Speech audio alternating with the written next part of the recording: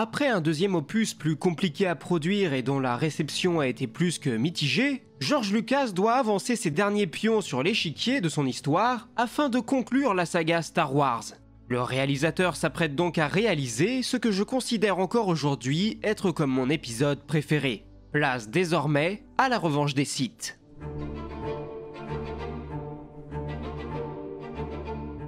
Après 2 nouveaux opus, George Lucas doit désormais boucler sa dernière trilogie et raccrocher les wagons avec la trilogie originale.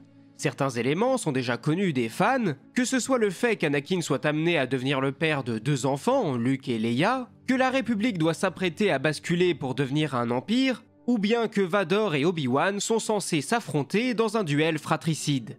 Lucas commence donc à travailler sur son script avant même la sortie de l'Attaque des Clones, et à ce moment-là, il imagine ouvrir son nouveau film sur un montage parallèle de 7 batailles prenant place sur 7 planètes différentes, pour montrer l'étendue du conflit. Cependant, il finira par se raviser, préférant plutôt se consacrer à Anakin et à la chute progressive de celui-ci vers le côté obscur, ce qui commencerait par l'assassinat du comte Dooku. Très tôt, les fans ont commencé à théoriser concernant le titre de ce nouvel opus, la revanche des Sith ayant même été devinée par certains, avant d'être confirmée par George Lucas, celui-ci faisant bien sûr référence au titre du Retour du Jedi qui devait initialement s'appeler la revanche du Jedi, avant que le réalisateur ne se ravise. La boucle est donc désormais bouclée, et par là même, cela fait également référence à la seule phrase prononcée par Dark Maul dans La Menace Fantôme. Enfin, nous nous ferons connaître des Jedi. Enfin, nous aurons notre revanche. Ce qui permet là encore d'unifier l'ensemble de la saga. D'autres liens avec la trilogie d'origine ont également failli voir le jour. Il ne vous aura donc par exemple pas échappé que Yoda fasse la rencontre d'un certain Chewbacca sur Kashyyyk, la planète natale des Wookiees qui avait déjà été introduite à travers le tristement célèbre Holiday Special, mais ce n'est pas tout puisque Lucas pensait initialement ajouter un jeune Han Solo, tout comme il imaginait tourner une scène dans laquelle Palpatine aurait avoué être le responsable de la création d'Anakin grâce au midi-chlorien, une référence peut-être beaucoup trop forcée au « Je suis ton père » de Dark Vador. Et par là même, cela rendait la genèse d'Anakin beaucoup moins mystique. Lucas décidera donc de retirer cette scène, car parfois le mystère quant aux origines d'un personnage est plus intéressant que le fait d'avoir une vraie réponse. Le meilleur exemple de cet élément étant bien sûr Yoda. Le point central du film était évidemment le basculement d'Anakin du côté obscur. Et bien qu'aujourd'hui la raison principale de cette chute soit le fait qu'il cherche à tout prix à sauver Padmé, cela n'a pas toujours été le cas. Dans les premiers montages, Anakin était réellement persuadé que les Jedi cherchaient à comploter contre son ami chancelier. Cet aspect a bien sûr été conservé, mais c'est loin d'être la raison principale qui pousse Anakin à embrasser le pouvoir du côté obscur. Concernant l'aspect technique, et contrairement aux 2 premiers opus, ce n'est plus Doug Chiang qui dirige le département artistique, mais Eric Timmons et Ryan Church. Leur mission s'avère alors considérable et ce n'est pas pour rien qu'ils débutent leur travail dès le mois d'avril 2002. Ils ont alors au moins 7 planètes à imaginer et à concevoir pour le film, sachant que chacune s'éloigne drastiquement des autres. On retrouve bien sûr Coruscant qui occupe une place centrale, mais également d'autres lieux qui pour certains ne seraient amenés à n'apparaître que quelques secondes à l'écran. Ils doivent ainsi donner vie à la forêt de Kashyyyk, au cratère d'Utapau, à la volcanique Mustafar, à Polis Massa ou bien encore à d'autres planètes visibles durant la tragique séquence de l'ordre 66 où Maïgito et Felucia sont les décors qui demandent le plus de recherche. Bien que le film compte comme ses prédécesseurs s'appuyer sur des effets spéciaux numériques, ce qui implique un nouveau tournage difficile pour les acteurs avec des fonds bleus ou verts, de nombreux décors doivent être rapidement construits comme les appartements de Padmé ou les intérieurs des bâtiments de Mustafar. Concernant les costumes, la chef costumière Trisha Biggar se voit confier une mission de la plus haute importance, parvenir à unifier les 2 trilogies. Palpatine se voit donc doté d'une garde-robe considérable, il change ainsi de tenue à 6 ou 7 reprises, témoignage de sa puissance grandissante et de son rapprochement avec son allure affaiblie du Retour du Jedi. Tandis que Padmé, de son côté, se voit comme toujours doté de nombreuses robes qui doivent cette fois-ci masquer sa grossesse. Et Anakin, de son côté, se voit doté d'un costume beaucoup plus sombre que ceux des autres Jedi qui tendent d'ordinaire plutôt vers le beige ou vers le marron, ce qui là encore permet au spectateur d'avoir un indice sur la destinée du personnage. Je vais éviter également de revenir sur le choix de sa coiffure qui est parfaite. Si, je vous assure, elle est parfaite, car quand vous savez ce qu'on aurait pu avoir d'autre, je vous assure qu'on a eu de la chance. I think it's too much. Anakin et Obi-Wan sont destinés à s'affronter, et jusqu'alors, les combats de la prélogie, et notamment celui de la menace fantôme, sont parvenus à marquer les fans. La tâche du coordinateur des cascades, Nick Gillard, s'avère donc particulièrement colossale pour répondre aux attentes des fans et du réalisateur, qui s'attendent tous à un duel de haute volée qui devra marquer l'histoire du cinéma. Celui-ci engagera donc de nombreux cascadeurs australiens, pays dans lequel sera tourné ce dernier opus. Il imagine donc un combat dantesque avec pas moins de 800 mouvements à retenir. Le personnage d'Anakin étant celui avec le plus de combats à réaliser, Hayden doit se présenter sur les lieux 8 semaines avant tous les autres acteurs pour commencer à s'entraîner. A noter aussi qu'une partie importante des scènes clés du film avait été réalisée en images de synthèse pour que Lucas ait une idée plus claire de ce à quoi pouvait ressembler son film avant le tournage. C'est à ce moment-là que Steven Spielberg, grand ami de George Lucas, a été invité à participer au projet en tant que réalisateur invité, suggérant de nombreuses modifications ou ajouts artistiques pour certaines scènes telles que les assassinats de l'Ordre 66 ou le duel final prenant place sur Mustafar. You know, whenever there was something that was going to cause trouble for somebody, I just blame it on Steven, because if I said I wanted this, and they'd start to argue about it, but I just say Steve wants this, and then they wouldn't moan and groan quite as much. Finalement, le tournage peut débuter en juin 2003 pour une durée d'environ 2 mois et demi.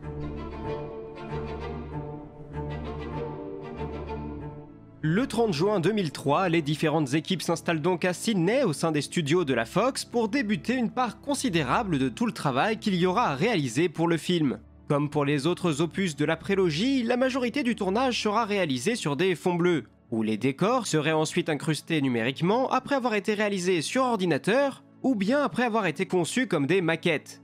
Prenons le cas de Kashyyyk par exemple.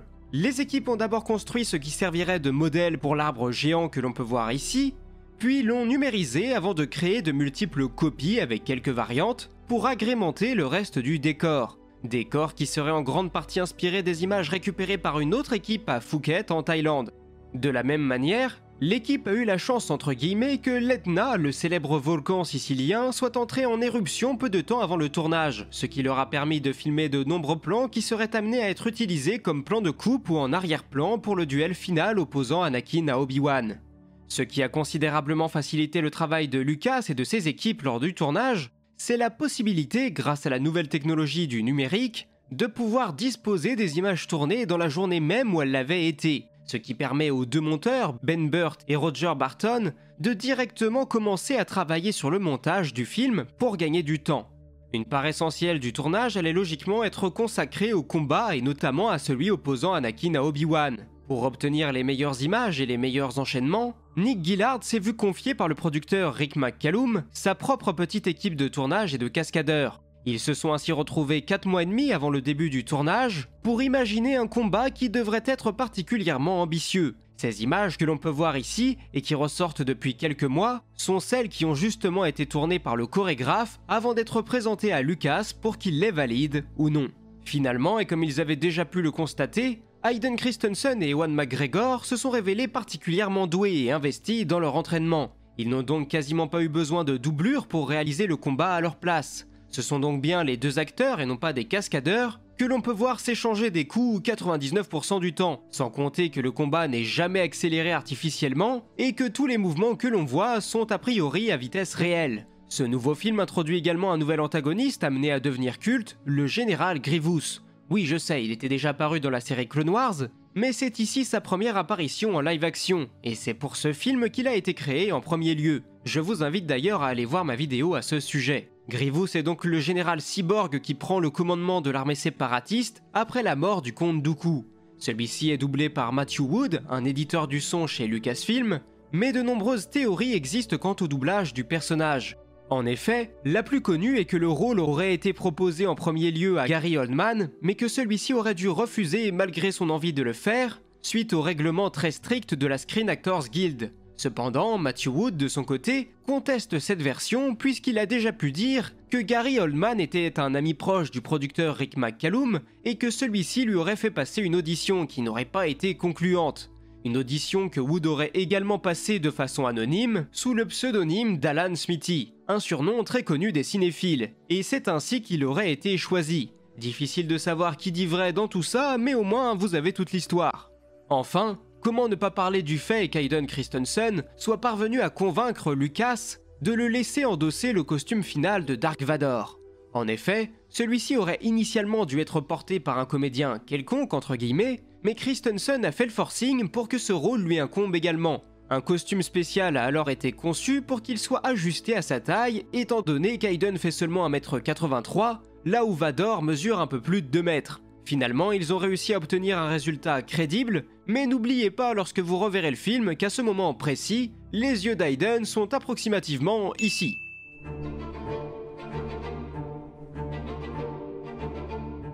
Vient ensuite la période très difficile du montage et de la production des effets spéciaux. C'est à ce moment précis que tout le talent de George Lucas prend forme, étant donné que c'est la partie de la production d'un film qu'il préfère le plus.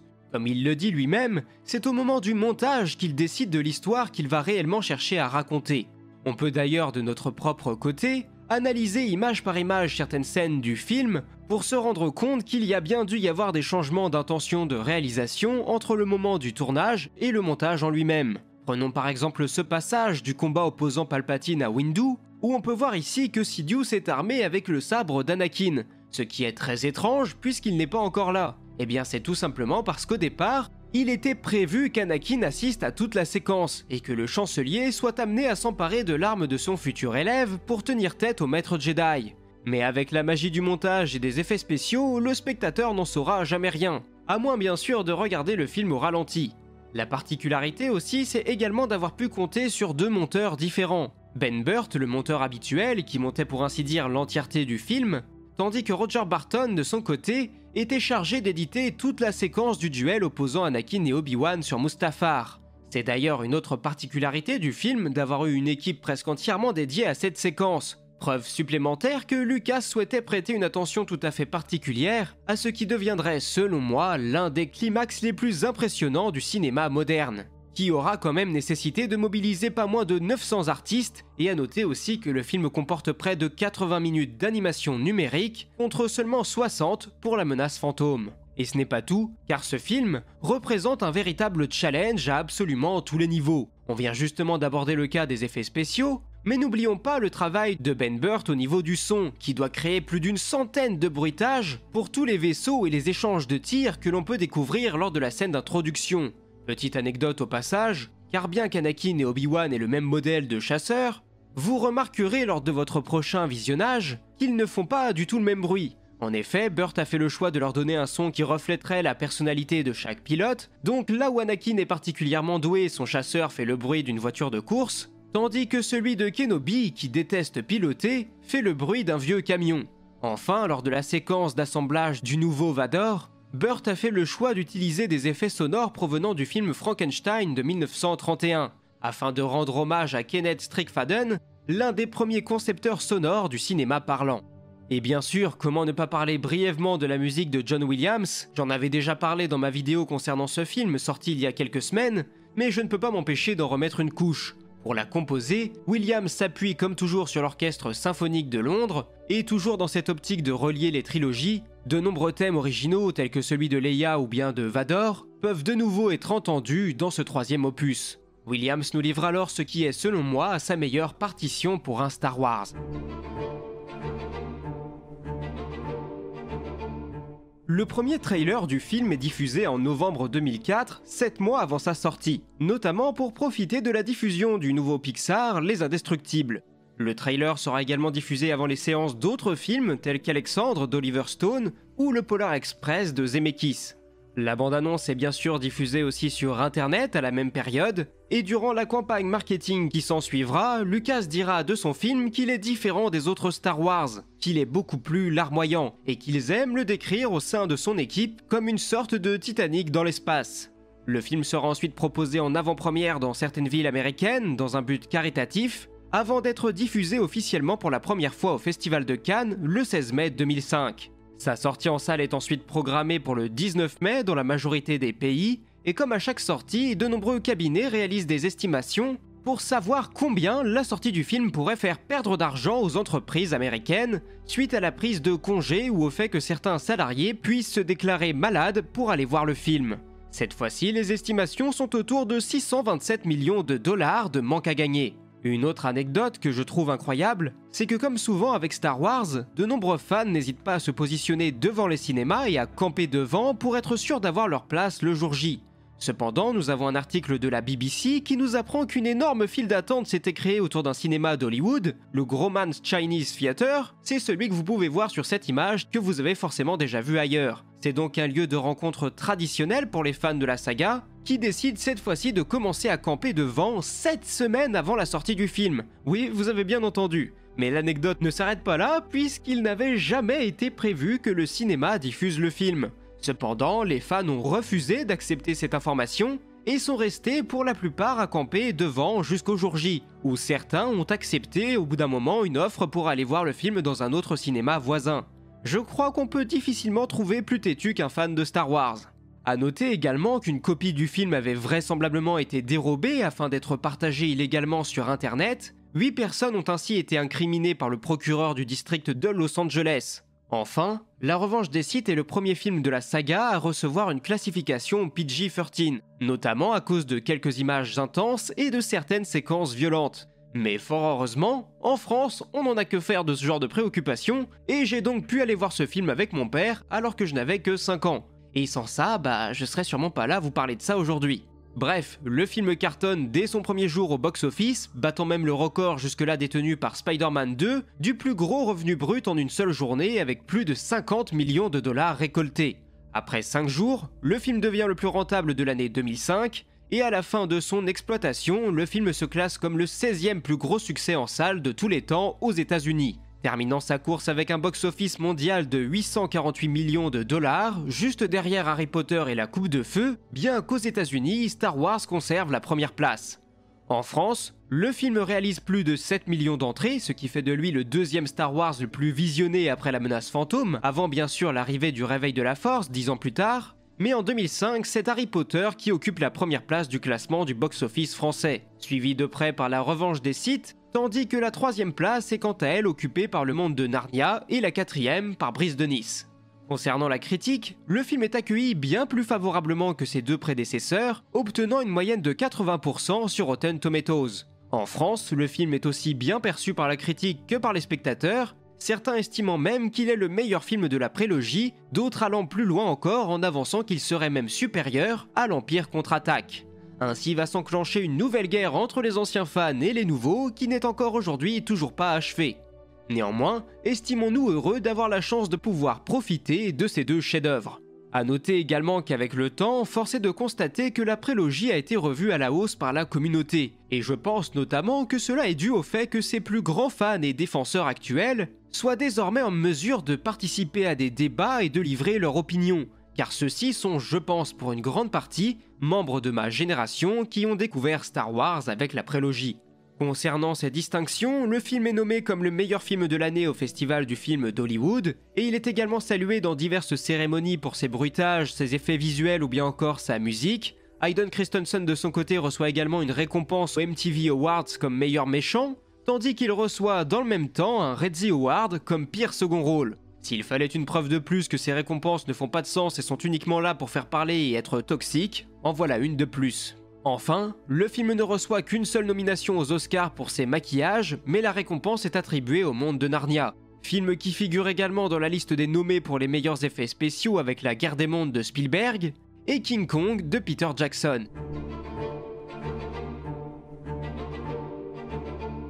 En conclusion, je ne vais pas revenir sur le pourquoi du comment La Revanche des Sith est un film qui compte énormément pour moi. Si ça vous intéresse, je vous invite à aller voir cette autre vidéo que j'ai réalisée il y a peu et dans laquelle je vous invite à me raconter votre histoire concernant Star Wars. Qu'est-ce qui vous a fait tomber dans cet univers? Vous êtes bien sûr libre de me livrer votre expérience dans les commentaires de cette vidéo. Avec ce dernier opus, George Lucas a enfin pu boucler la boucle. Sa saga cinématographique a désormais un début et une fin. Les fans ont pu découvrir l'histoire du personnage principal, Anakin Skywalker, et désormais il va pouvoir s'atteler à travailler sur d'autres projets qui lui tiennent particulièrement à cœur, à commencer par une série d'animations qui pourrait traiter de la guerre des clones, il faut croire que le travail de Tartakovsky, sur lequel on reviendra prochainement, a pu considérablement l'inspirer. Mais ce n'est pas tout, car à cette heure-là, George Lucas imagine que Star Wars puisse également avoir un avenir sur le petit écran, notamment avec la série Underworlds qui aurait dû mettre en lumière la vie des gens au milieu des bas-fonds de Coruscant. Malheureusement, le projet très ambitieux au départ s'avérerait probablement trop coûteux, ce qui freinera l'avancement de celui-ci jusqu'à ce qu'on arrive aux années 2010 et à l'arrivée d'une nouvelle ère pour la saga Star Wars. Mais ça, c'est une toute autre histoire. J'espère que ce nouvel épisode vous aura plu. Une fois encore, c'est un exercice que j'ai adoré réaliser, donc n'hésitez pas à me faire savoir si cela vous a plu dans les commentaires. Vous pouvez également supporter la chaîne en réalisant un don sur ma page Tipeee, c'est ce qui me permet de vous produire toujours autant de contenu que j'espère être de qualité. Sur ce, c'était tout pour moi, à la prochaine, c'était Absolute et que la force soit avec vous, ciao.